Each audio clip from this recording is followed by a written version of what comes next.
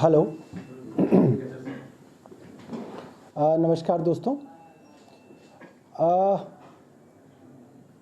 पिछले कई वर्षों से ये देखा जा रहा है कि दिल्ली जो देश की राजधानी है,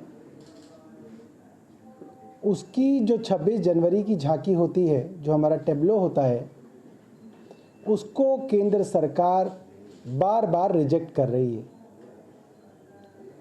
ये बात बताने योग्य है कि 26 जनवरी की झांकी दिल्ली में ही होती है। दिल्ली देश की राजधानी है।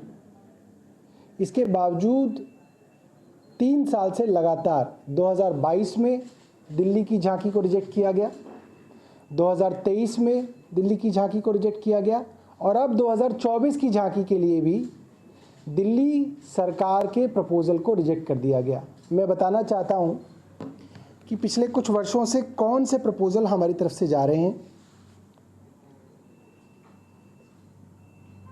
2022 में रिजॉल्व 75 करके टॉपिक था, उसके ऊपर हमारा डिज़ाइन दूसरे राउंड की मीटिंग में रिजेक्ट कर दिया गया। 2023 में नारी शक्ति विषय था, उसमें भी हमारा डिज़ाइन रिजेक्ट कर दिया गया और 2024 में विकसित भारत क्राइटेरिया था, उस पर भी दिल्ली सरकार के आइडिया को रिजेक्ट कर दिया गया। अब कल कुछ भारतीय जनता पार्टी के लोग कह रहे थे कि वो तो टॉपिक पे डिपेंड करता है, तो ये जो टॉपिक है, जो विषय है, वो केंद्र सरकार ही देती है। उस केंद्र सरकार के विषय पे जो राज्य हैं वो अपनी झांकी का प्रपोजल देते हैं, डिज़ाइन देते हैं, 3D डिज़ाइन देते हैं और केंद्र सरकार उस प्रपोजल को लगभग बदलती भी है। जितनी बार केंद्र सरकार के यहाँ मीटिंग होती है, उतनी बार उस डिज़ाइन को वो लोग बदलते हैं और उनके सुझाव के हिसाब से राज्य उसको बदलाव भी करते हैं। तो ये तो कोई कह ही नहीं सकता कि ये डिज़ाइन का कंपटीशन होता है। ये कोई कंपटीशन नहीं होता। उन्होंने हमारे डिज़ाइन में कुछ सुझाव दिए थे, हमने वो सुझाव मान लिए थे। अगर वो और सुझाव देते तो वो सुझाव पे भी हम लोग विचार करते।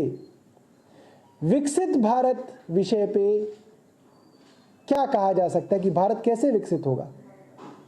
शिक्षा और स्वास्थ्य व्यवस्थाओं से भारत शिक्षित होगा। और दिल्ली सरकार ने अपने टेबलों के अंदर दिल्ली के स्कूल और दिल्ली के मोहल्ला क्लिनिक्स के मॉडल को प्रपोज किया था। और ये इत्तेफाक नहीं है कि पंजाब सरकार के 26 जनवरी की झांकी को भी केंद्र सरकार ने रिजेक्ट कर दिया है। हमारा मानना है कि ये दुर्भावना वाला कदम है और केंद्र सरकार सिर्फ और सिर्फ आम आदमी पार्टी की सरकारों से बदला लेने के लिए हमारी झांकियों को रिजेक्ट करती है। बहुत बहुत धन्यवाद। आपका कोई प्रश्न है तो आप पूछ सकते हैं। सर, जब खबर ये पंजाब से भी आई थी परसों, तो उसमें ये भी कहा गया, दवे एक तरीके से ये कहा गया कि हर बार अलग अलग राज्यों को मौका दिया जाता है। पिछली बार 17 थे, 12 थे, उस तरीके से कोविड में 12 मैं बात आपकी मान लेता हूँ। देश में कितने राज्य हैं? 32। 3 साल के अंदर आप कितने राज्यों को मौका दे सकते हैं? 90 को।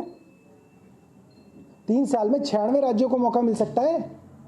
अगर आप 30 झांकी भी निकालते हैं, कितनी झांकियां निकालते हैं? 20 भी निकालते हैं तो 60 को मौका मिल जाता है।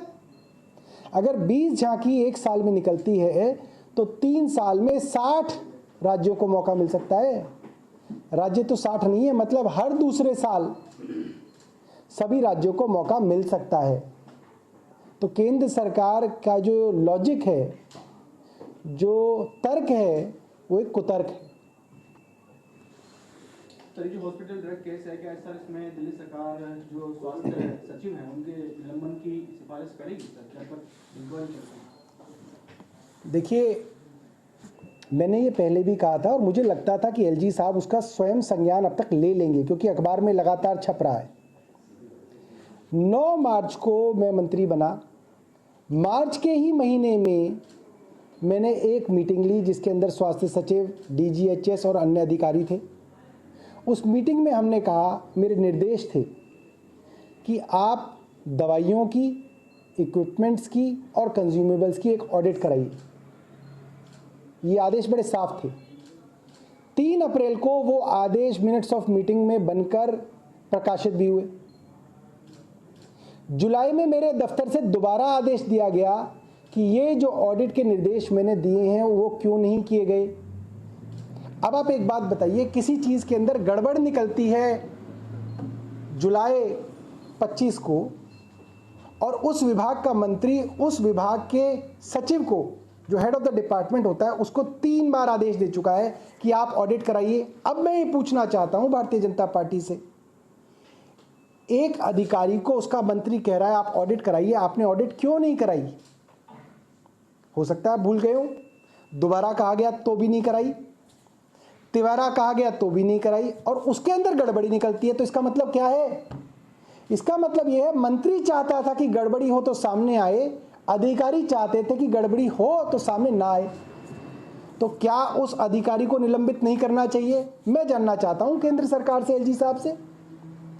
और अगर अब ये जांच होगी तो इस अधिकारी के रहते जिसने खुद ऑडिट नहीं कराई, क्या ये जांच हो पाएगी? क्या ये ठीक जांच होगी? भारतीय जनता पार्टी इस अधिकारी को क्यों बचाना चाह रही है जो साफ तौर पे ऑडिट से भाग रहे थे, ऑडिट नहीं करा रहे थे कहने के बावजूद? वैसे तो मेरे कहने की जरूरत ही नहीं है, आपको मेरे बिना कहे ही समय समय पे इन चीजों की छानबीन करनी चाहिए, ऑडिट करनी चाहिए, ये आपका काम है। मेरे पास तो 7 विभाग है, स्वास्थ्य सचिव के पास तो एक ही विभाग है, उनके पास तो 7 गुना ज्यादा समय है इन कामों के लिए।